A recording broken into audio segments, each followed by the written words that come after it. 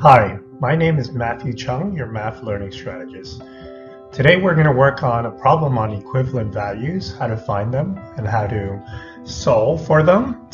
So let's consider the following problem. On March 1st, Bear Mountain Tours borrowed $1,500. 3 equal payments are required on April 30th, June 20th, and August 10th, as well as final payment of $400 on September 30th of the same year. If the focal date is September 30th, what is the amount of the equal payments at 6.75% interest? So what do we even do? So the first thing to do is set up a timeline. So we know that, for example, on March 1st, $1,500 was borrowed. Okay? So we want to put down March 1st on our timeline.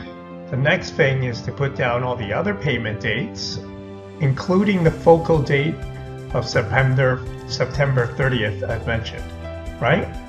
So they told us that the payments on April 30th, 20th, June 20th, and August 10th are equal, but they didn't tell us the amounts, right? So since we don't know the amounts, we're going to use X as a variable, but we know that it's the same amount on those dates. So we're going to label it as X. Also, we know there's a final payment of $400, which we label. Okay, so remember what we want to do in order to compare them. These payments are all at different times of the timeline.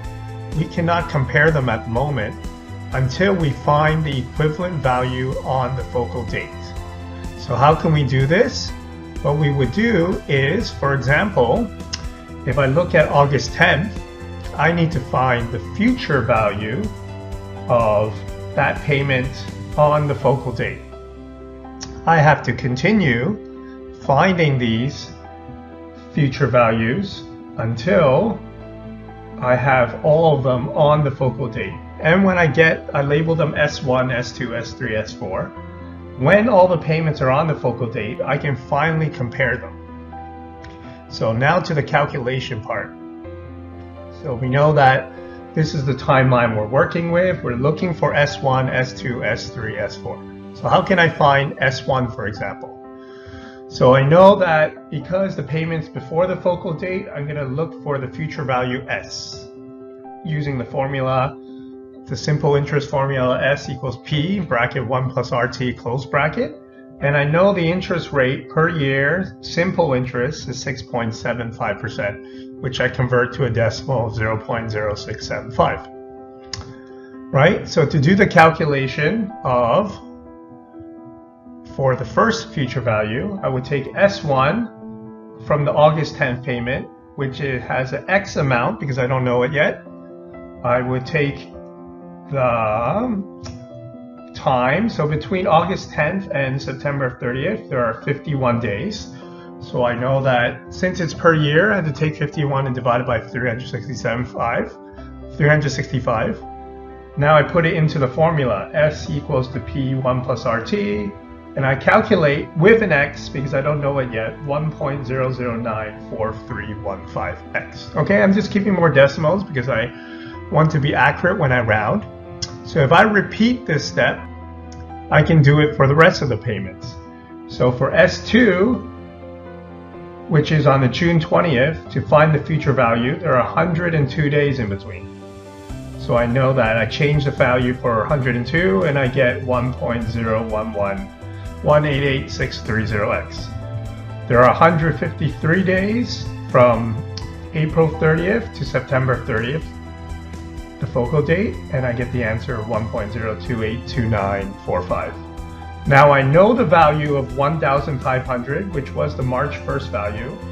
There are 213 days in between. So when I calculate that, $1,500 that was on March 1st has an equivalent value of $1,559.09 at September 30th because of interest. So now I can finally solve for these equal payments. How do I do that? So first, I know that the original payment is S4. So I want to pay off S4 with the rest of the payments. That's why I've set the equation as S4 equals to S1 plus S2 plus S3 plus S5. Now I just put all those values, including X, in there, okay? And I solve. So when I add up the X's, I get 3.056589X. When I take the 400 and subtract it to the other side, I get 1,159.09. When I divide 1,159.09 by 3.06589, I can solve for X, which is $379.21, right? So what's important here is set up the timeline and finding the equivalent values. The equivalent values are the values on the focal dates, right? And they're called equivalent because with interest, the values have changed. So you can see that $1,500 is $1,559.09 on September 30th.